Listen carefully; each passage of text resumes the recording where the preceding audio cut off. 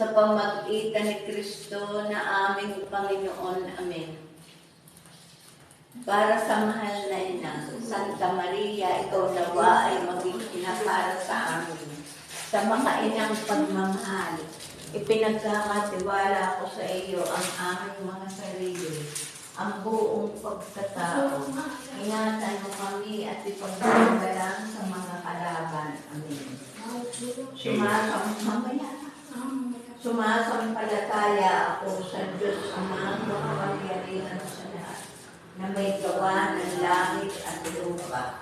Sumasampalataya ako kay Kristo, iisang anak ng Diyos, Panginoon nating lahat, nagkatauhan tao, kailangan ng Espiritu Santo, pinanganak ni Santa Maria Virgen, pinapagpakasakit ni Poncio Pilato, pinako sa krus, namatay inilibing, nanaog sa kinaroroonan ng mga lumao. Nung may ikatlong araw na buhay ng mabuti, umakyat sa langit, nalulukulok sa kanan ng Diyos ang mga makapangyarihan sa lahat.